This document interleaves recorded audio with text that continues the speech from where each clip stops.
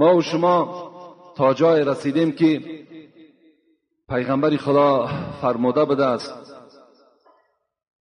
این من حق الزوج على زوجتی اذا ارادها على نفسها وهي على ظهر بعیر لا تمنعه. پیغمبر خدا چی گفتن؟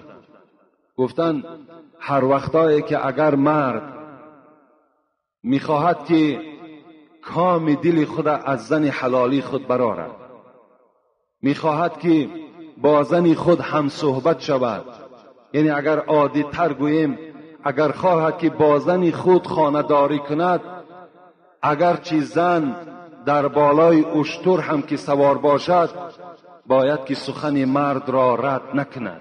салом дӯсто, бисёри шумо аз простатит тағмисӣ мекашиде. марҳамат бародаро, ба шумо тавсия метавам полноценный курс лечения барои простатит. иншаллоҳ ки ҳам мардонага баход мекунад, ҳамчунин желаниям хобагиа хуб мекунад, ҳам барои гурда, меъда, қади рӯдаҳо беҳад эффективнай. трилибус масин, 2 дона равғани хилба, 1 та қисал ҳинди, 2 пачка фитосвеча. трилибус масин бародаро муҳлатам хобагиа дароз мекунад, танара баход мекунад, фоизи мания баланд мекунад, желаниям хобагиа хуб мекунад. равғанои хилба раи пешобҳоӣ мекунад, гардиши хуна тез мекунад. ҳамчунин бародаро санг намаки гурдаро мерезонанд, барои гурда воспалениша мегиранд. қисал ҳинди боша против микроб ёрдам мекунад, ҳамчунин бародаро воспалени простатаро мегирад. фитосвечаҳо бошанд бародаро барои воспалени простатаро гирифтан ва раҳи пешобро ҳуй карданай ва ҳамчунин бародаро барои желаниям хобагитова хуб карданай, барои воспалени қади рӯдаҳоро гирифтанай. марҳамат бародаро, занг занед, полноценный курсша ва нархи арзон ба ҳама шаҳрҳо дастовка мекунем. ассалому алайкум дӯстони азиз. آیا شما برای گذشتن از سرحد دشواری میکشید؟ مهلت حجت‌هایتان به آخر رسیده است. پس من برای شما خدمت رسانی شرکت نور محمد را پیشنهاد میکنم. با ماشین‌های نو و زمانوی، با باوری و اعتماد کامل، توسط رانندگان مرد و زن، شما را از منزل استقامتیتان تا خط سرحد برده برای عبور مرز مساعدت می نمایند. یادآور می شویم که اگر شما از نام شبکه حاجی میرزا مراجعت نمایید، برایتان تخفیف ارائه کرده می شود. رقم ها برای تماس جمع 7 926 319 59 61. و شما خبر می دهم که چرا پیغمبر خدا اشتر را ذکر کردند. چرا گفتند که اگر زن بالای اشتر باشد؟ چرا اسب نگفتند؟ چرا خر نگفتند؟ چرا یک حیوان دیگر را ذکر نکردند؟ اولا حیوانی که برای زنها سواره خوب بود در اون دوره ها این اشتر بود که سوار شدن او برای زنها هیچ ضللی نداشت و هیچ یعنی حرکت های تیز هم نداشتند و زنها بالای اشتر سوار شدن در طاقت داشتند. و دوم حکمت همین است که برای اشتر سوار شدن به نهایت کار زیاد در کار، یعنی برای اشتر را پس کردن، سوار شدن و باز اشتر را پس کرده و باز پایان شدن، اینجا مشقت زیاد طلب میکنه. از این خاطر پیغمبر گفتن همه این مشقت را زن باید که تحمل کند، باید پسی سر کند و باید پایان شود و باید حق شوهر را ادا کند. گفته بدیم که رسول اکرم گفته بدن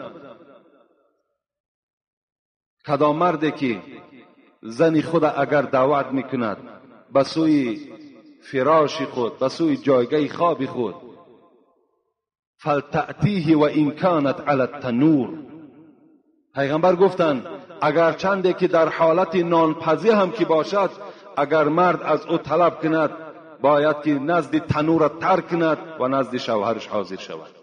اگرچند اینها مبالغه هستند، یعنی اگرچند که اینها هیچ شوهر در حالتی چی بالای اشتر باشد یا نزد تنور باشد، زن خود ممکن که دعوت نکند، لیکن رسول اکرم این حالت ها را ذکر کردند که این معنای او را دارد که شوهرها برای عزیزی که قرآن خونده نمیتونیم با زبان عربی، اینا با ترجمه توضیحی و همچنین با حرف کلیدی طرز خوندن قرآن. بسم الله الرحمن الرحیم. به نام خداوند بخشنده و مهربان. هم زبان عربی قدی نویسگه، هم با زبان کریلیکی طرزی خوندنش، هم ترجمهش هست. این اعطیناک الکوثر وصل لربک وانحر. این یکم آیت. به درستی که ما تو را کوثر عطا کردیم.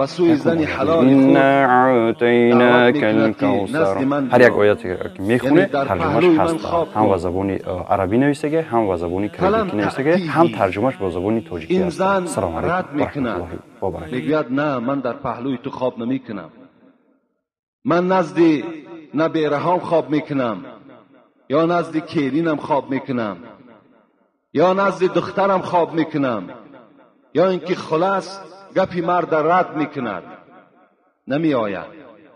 پیغمبر خدا چی گفتند؟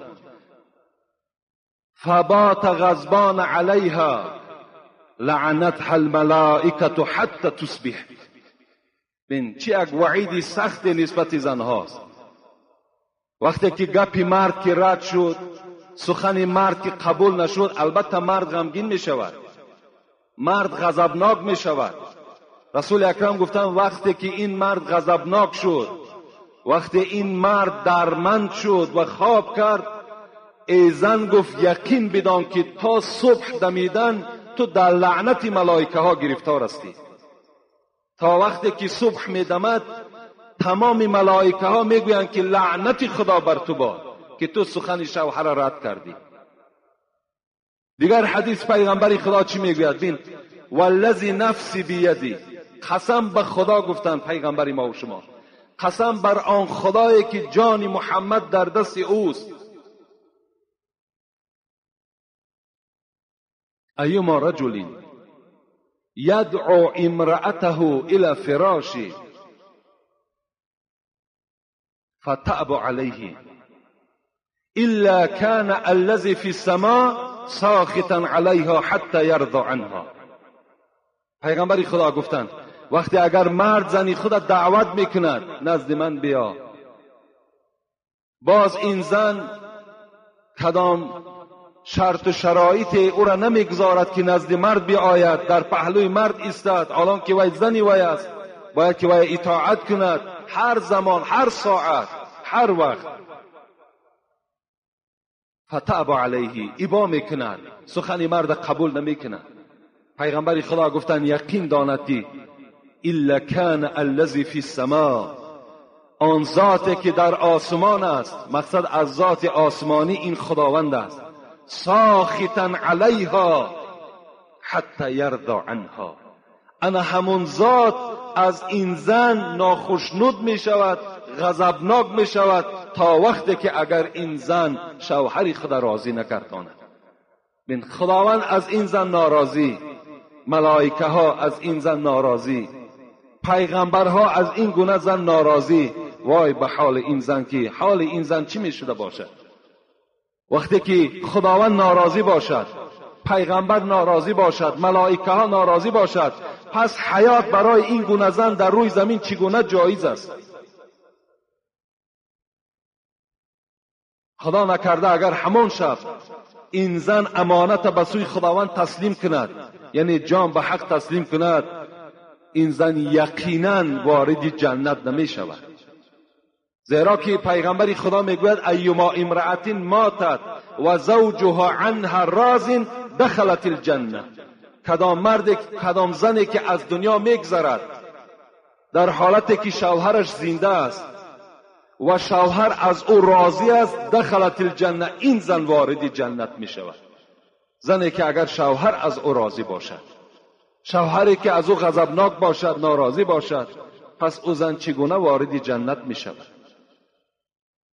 خدا رحمت کند زنهای دوره پیغمبر را، اگرچنده که اینها را من بارها به سمع شما رسانیدم، لیکن مادام موردش آمده است باز به شما ذکر میکنم. نظر کنید که زنهای دوره پیغمبر چگونه بودند. این روایت حسن بصری میکند. حسن بصری میگوید که زنهای دوره پیغمبر این گونه زن بودند که وقتی که شوهر به خانه می آمدن بیگاهی، زن از او چی سوال میکرد؟ چی میپرسید؟ اولین چیزی که میپرسید کم حفظت آیه من القرآن، امروز ای شوهر من تو در صحبت پیغمبر بودی، امروز ای شوهر من تو در صحبت داملا بودی، ای شوهر من امروز تو در مسجد بودی، چند آیت از قرآن از یاد کردی؟ این سؤال زنهای دوره پیغمبر از شوهرهاشون بود. چند آیت؟ این روزی دراز تو سپری کردی، آیا بار قرآن کشاده خواندی؟ کم حفظت حدیث من رسول الله، چند حدیث از پیغمبرت از یاد کردی؟ چی صحبتها را از پیغمبر حفظ کردی نزد ما آوردی؟ این سوالها را زنهای دوره پیغمبر از شوهرهای خود میکردند. میگوید وقتی که شوهر از کار می آمد زمانهای پیغمبر ده، البته مردها کار میکردند، مردها مثل امروزه تنبل نبودند، مردها کار میکردند، بازم کار کردنشان باز روزدار بودند. امروز جوانهای ما و شما نه روزه میگیرند نه کار به عهده دارند. اونها کار میکردند. وقتی میگوید که از کار میگشته میآمدند بیگاهی، چی زنهای مبارک بودند، چی زنهای خدا ترس بودند. زنهایی بودند که اونها خواستگار جنت بودند، میدانستند که رضاگی شوهر این رضاگی خداست، خدا که راضی شد ما وارد جنت میشویم. این شعار اون زنها در مینه سر خود جا کرده بودند. میگوید وقتی شوهر می آمد گویا که این شوهر یک سال ندیده باشد، این گونه میگه استقبالش میکرد و پیش راهش میدوید، دستهای را میگرفت سلام میکرد و پشت دستی میگه شوهرها را بوسه میکردند. گویا که این شوهر در یگان مملکت دوردست از پی کار رفته باشد. حالان که سحر برآمده بود، در مدت 5 ساعت یا 6 ساعت نمیدید، این گونه زنها استقبال شوهر میکردند. میگوید وقتی این شوهر که می آمد گویا که مهمان آمده باشد و یا وارد خانه میکردند و اولین کاری که میگه اون زنها میکردند چی بود؟ در یک ظرف میگه مثل تغاره که میگویم امروز آب گرم می آوردند و میگه شوهرها را میگفتند پایهای خود در داخل این ظرف بگذار. برای چی میکردند؟ برای میگفتند که آب گرم ماندگی شوهر را میگیرد، یعنی آن زحمت و مشقتی که از سحر تا بگاه این مرد کشیده بود برای شکم زن، برای شکم فرزند، برای بهبودی روزگارش، انا همین آب گرم آن عذاب و مشقت‌های اون پا، درماندگی اون پای می برداشت میگیرید. با دست خود میگد این پایها را میشستند، تازه میکردند. خب دستهای شوهر آب میگرفتند، در پیش اونها دسترخوان میپرتافتند و طعام شوهر آماده میکردند. چی زنهای خدمتگاری بود. وقتی میگد شب میشد چیکار میکردند؟ توضأت له و تجملت له. الک بحاجة یا فلان اتأذن لی ان اقوم مصلیا بین یدی الله رب العالمین. این سخن زنهای دوره پیغمبر است. میگوید وقتی شوهر که در جاگه خواب میکرده است، در حال میگه طهارت میکردهاند. این زنها طهارت میکردهاند، سرمه میکشیدهاند، اسمه میزدهاند، خوشبویی میکردهاند. و تجملت له، تمام آن زینتی که برای زن لازم است خودشان میگه خیلی خوش جمال میکردهاند و نزد شوهر، نزد همان فراش شوهر راست می ایستادهاند. الک بحاجتون، ای شوهر عزیز، ای شوهری که احترام تو معنای آن را دارد که من فردا سزاوار جنت می شوم، آیا بر من حاجت داری یا نه؟ در حالتی که زن خیلی صورتی زیبا کردگی است. امروز شما خود قضاوت کنین، کدام زن امروز طهارت میکند، جمال خودش آرایش میدهد و نزد شوهر میآید و میگوید که چه حاجت داری بر من؟ آنها امروز زنهای ما و شما جمال میکنند، عطر میزنند، اسمه میکشند، سرمه میکشند، تمام لباس بهترین میپوشند، لیکن بازار میروند برای شوهر نی. محروم ترین کسی که امروز از جمال زن از بوی خوشی زن است این شوهر است. اصلا بوی خوشی زن نمی بینند. جمال زن هیچگاه آنها مشاهده کرده نمی توانند. فقط آنها وقتی اگر خانه آچه‌شان بروند یا خانه پدرشان روند یا بازار روند یا توی روند انا جمال تماشا کن. حالان که از این جمال او باید که مرد باید بهره برد، شوهر باید بهره برد، نه مردی بیگانه. راست می شده است. حاجت داری بر من یا نه؟ خوش به حالشان. به خدا قسم آنها همه وارد جنت شدگی هستند. کدام زنی که اگر خواهد این کار مشکل نیست، این اونقدر کاری نیست، با کرسکه و با رنگ و بار رخسارت تو زینت نته، بلکه تو هر روز به طهارت باش. به خدا قسم بهترین کرسکه این آب طهارت است. تون آب طهارت قطعی چهرت زیبا کرده می توانی. در چهره تو چنان نور پیدا می شود که همه این خیمیکت هایی که هستند اینها عاجز می آیند. این کرسکه ها بعد 5 سال 10 سال چهره تو را چنان پژمرده میکنن که اگر تو 30 ساله باشی به 70 ساله مانند میشوی. وقتی مرد میگفت است که ای زن میگفت است خدا رحمت کند پدر و مادری تو را. البته این گونه زن در همین خیل معامله میکنی. خدا پدر و مادری تو را رحمت کند، من الحال بر تو هیچ حاجت ندارم، بلکه مانده شدم خواب میکنم. بعد این سخن شوهر این زن سخن خود قطع نمیکرد است، میگفت است اتأذن لی ان اقوم مصلیا بین یدی الله رب العالمین. ای شوهر عزیز، مادامی که بر من حاجت نداشته باشی اجازت نمیدهی که 2 رکعت نماز در حق جان تو خوانم. نماز در حق جان شوهر از شوهر اجازت میگیرد. اجازت نمیدهی که 2 رکعت نماز من در همین دل شب خوانم و در حق تو دعا کنم که خدا عمر تو را دراز کند، خداوند توفیق تو را زیاد گرداند، خداوند تو را بالای فرزندهای من نگه دارد. اجازت میدهی یا نمیدهی؟ چه زنهای مسلمان بودند.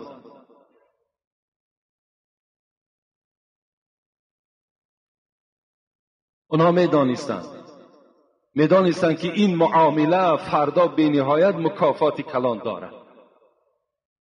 زن نزد پیغمبر آمد، ای پیغمبری خدا، میخواهم که شوهر کنم، چی اجازت میدهی؟ چی خدمت کنم؟ آیا وظیفه های شوهر چی است؟ رسول اکرم چی گفتن؟ لو کان من فرقه الى قدمه صدید فالحسته المرأة ما عدت شکره. پیغمبری خدا گفتن ای خواهر، گفتن شوهر میکنی؟ گفت بله شوهر میکنم.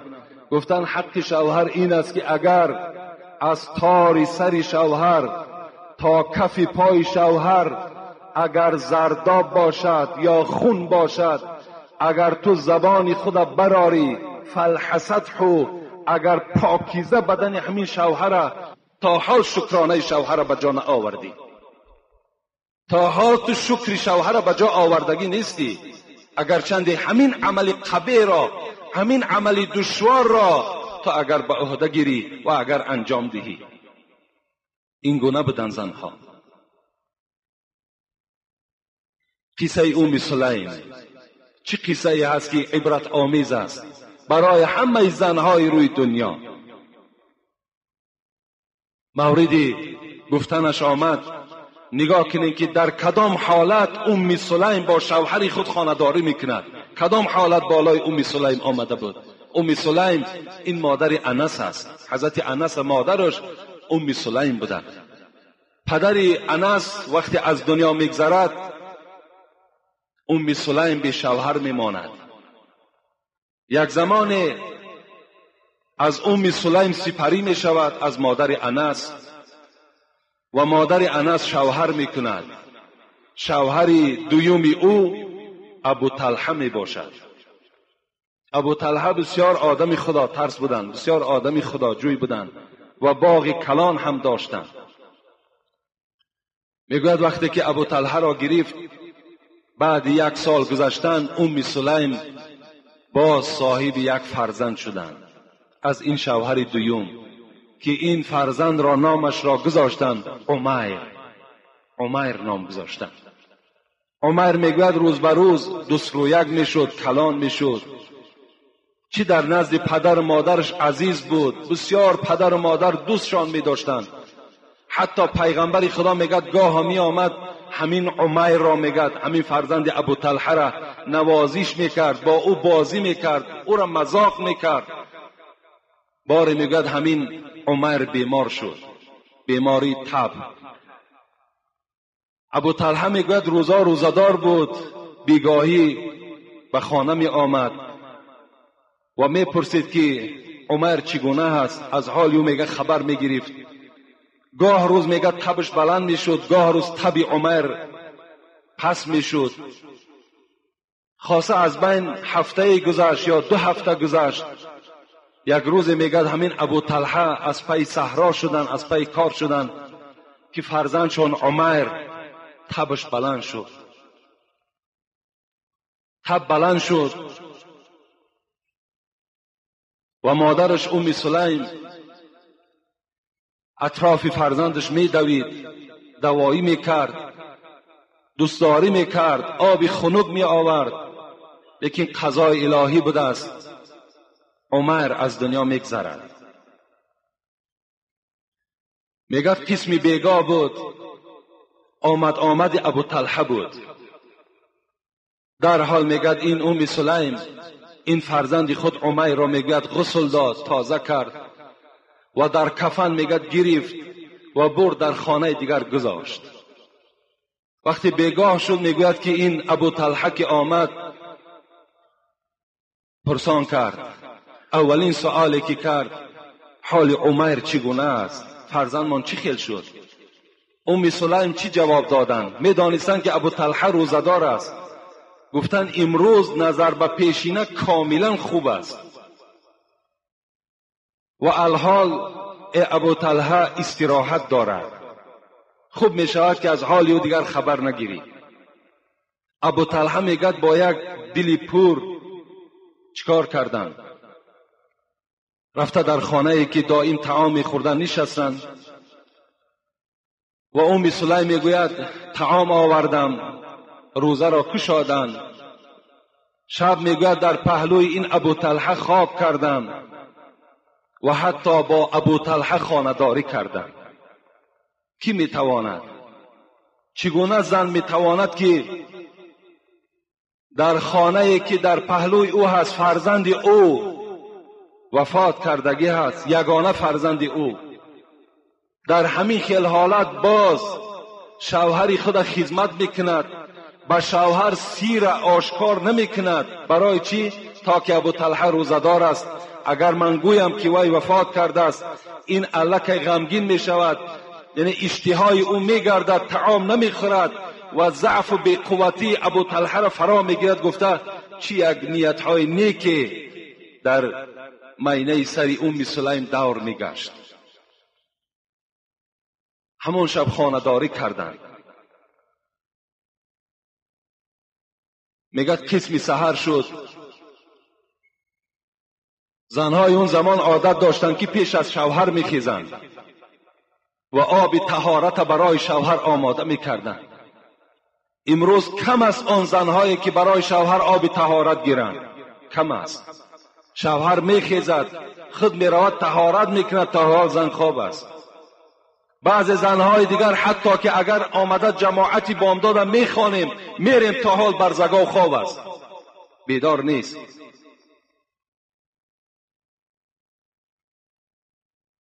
اونها این عادت نداشتند. در حال میگد بیدار شدند، از پهلوی شوهر خیستند، به نیت آب طهارت خیستند.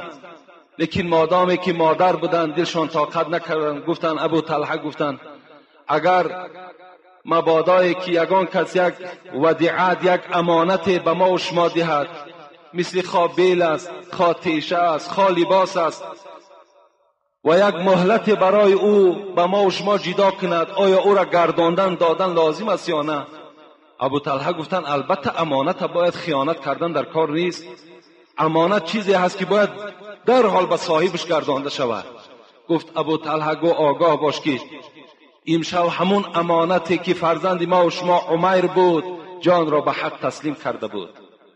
من نخواستم که تو را آگاه کنم، زیرا تشویش بالای تو میشد.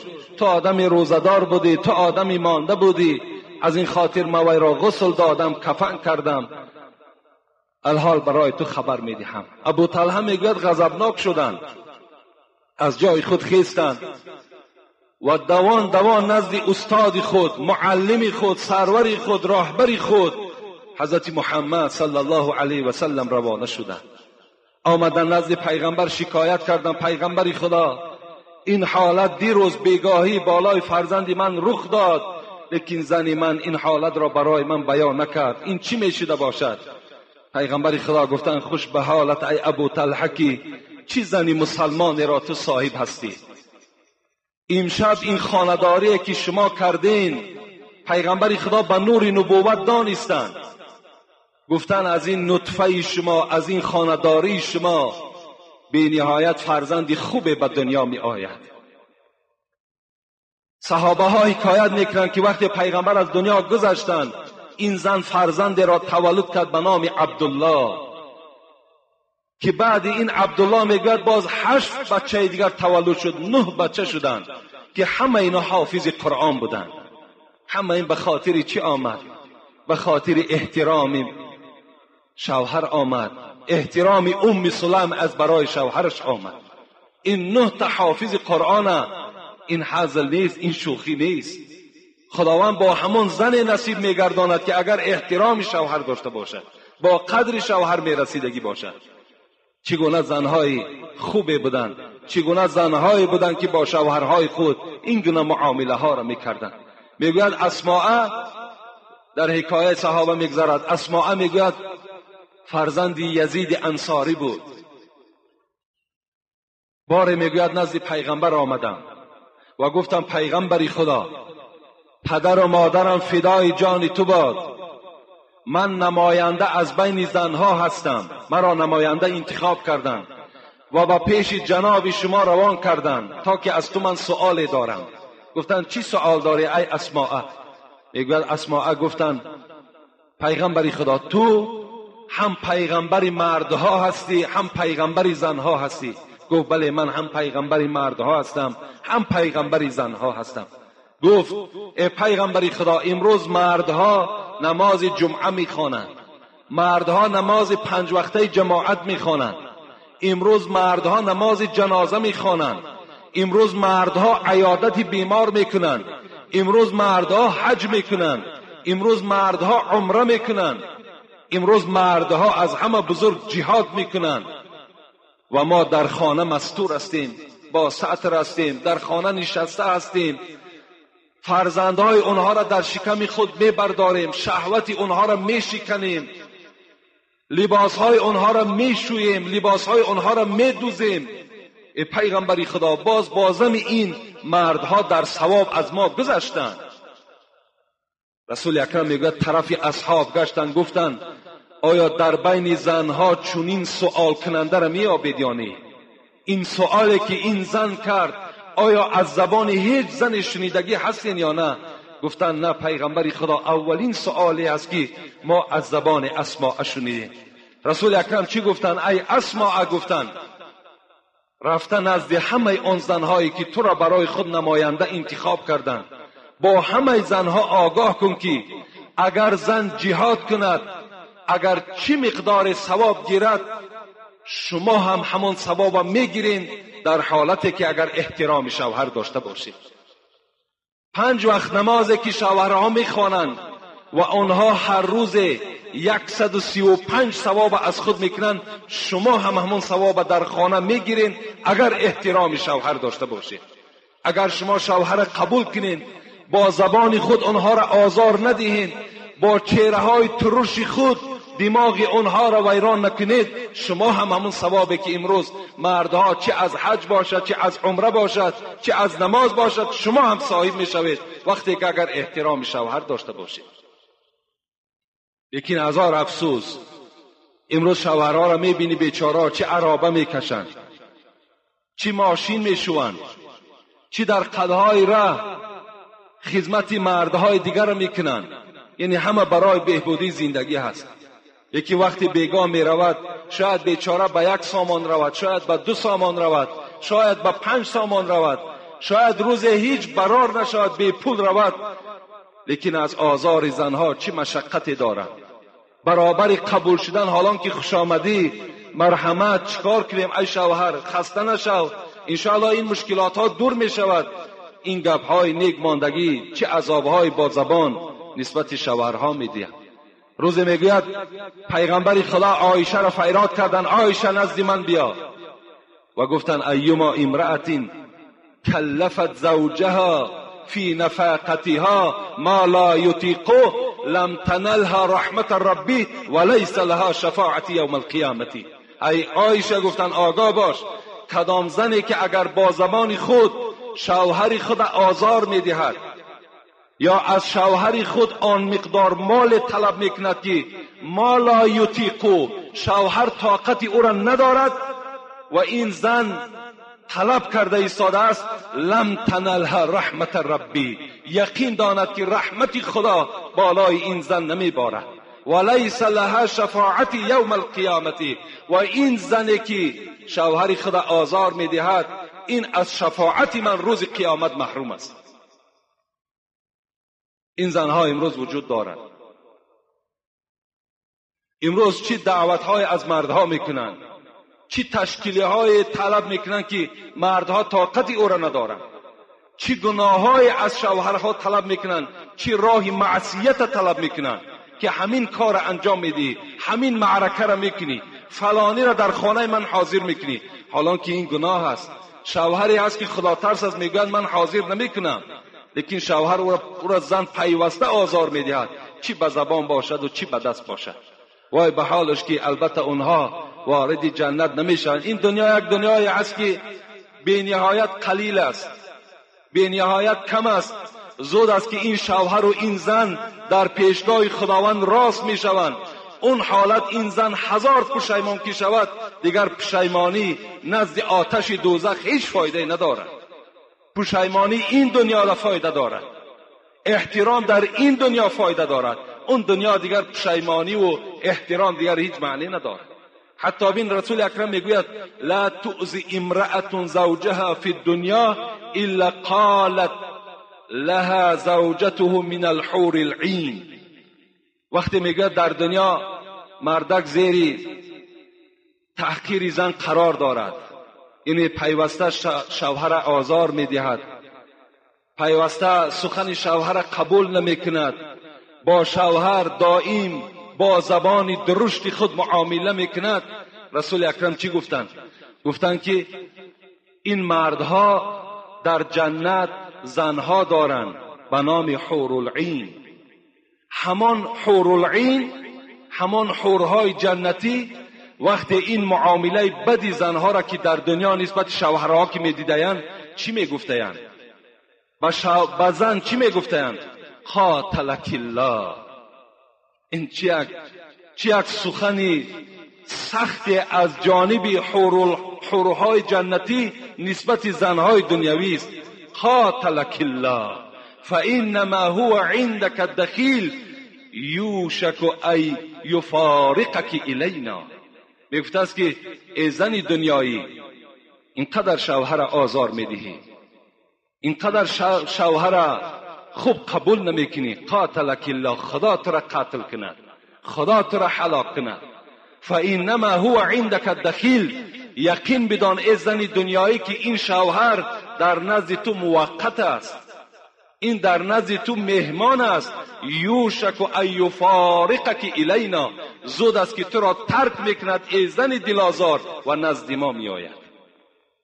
این حورهای جنتی نسبت همون زنهایی که در دنیا معامله دارند انا این گونه معامله میکرده. لکن چگونه ای که سر آغاز صحبت ما و شما در باب دعوت کردن زن به سوی جایگاه خواب بود و زنها اگر قبول کنند، از حدیث هایی که به شما بیان کردم انشاءالله اونها برخوردار می شوند. اگر قبولم که نکنند آن وعیدهایی که خواندم چی می شوند؟ سزاوار می شوند. لکن باز به شما خاطر رسان می کنم که جوانای عزیز، من باور کنین از این خدچه ها و از این مراجعت های زنها به خلاصه آمدم که به شما همه خبر می دهم، چگونه که در جمعه پیشین به شما خبر دادم که خانه‌داری ها را باید که با طریق برنامه های تلویزیونی نکنین. خانه‌داری هاتون مثل خانه‌داری های غربی ها نکنین، اینا حرام هستند. شما تقلیدی به مردم غرب نکنید. ملت را رفت چون آیین زده است، ملت را رفت چون آیین زده است، مثل خاک اجزای او از هم شکست. هستی مسلم ز آیین است و بس، باطنی دینی نبی این است و بس. خدا رحمت کند محمد اقبال لاهوری را. میگوید از مردم غرب شما پیرو نشین، آن دین و آیین و آن رسم و اصولی که داشتین با او رفتار کنین، با آنها شما معامله نکنین، با گفتار و کردار آنها شما چکار نکنین، رفتار نکنین. رسول اکرم میگوید سبعتون لا ينظر الیهم الخالق ولا یزکیهم و یدخلهم النار. گوش اندازین به نهایت وعید سخت از جانب پیغمبر خدا خبر دادن، برای که 7 طایفه گفتن پیغمبر، 7 طایفه هست که خداوند در روز قیامت به اینها نظر نمی کند، در روز قیامت اینها را وارد جنت نمی گرداند و اینها را پاک نمی گرداند و اینها را وارد دوزخ می گرداند. این حدیث شمس الدین ذهبی در کتاب کبائرش آورده است در باب لواطه. میگوید این 7 طایفه کیها هستند؟ یکم الفاعل و المفعول به. پیغمبر گفتند فاعل و مفعول، کننده و کرده شده، یعنی 2 مردی که بچه بازی میکنند، کننده و کرده شده، هر دو در آتش دوزخ هستند. شمس الدین ذهبی را خدا رحمت کند میگوید وقتی که میگه مرد بالای مرد میبراید، روایتی هست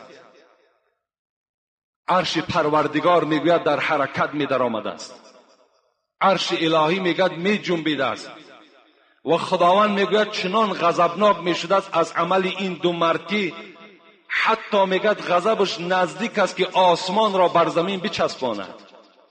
لیکن همون حاملان عرش، ملائکه هایی که در اطراف عرش هستند، آنها میگوید چنان به شتاب سوره اخلاص میخوانند، قل هو الله احد الله الصمد لم یلد ولم یولد ولم یکن له کفوا احد. فقط صفاتهای خداوند میخواندند، چنان زیاد میخوانند که حتی که میگوید آهسته آهسته غضب خدا خاموش میشده است. وقتی که مرد بالای مرد میبراید، حضرت عیسی میگوید وقتی من به پیش یک قبر گذر کردم، نگاه کردم که 2 جوان بی نهایت عذاب دارند. معجزه حضرت عیسی هم همین بود که از حال قبر خبردار بودند و از خداوند هر چی طلب میکردن خداوند برای اونها عیان میکرد.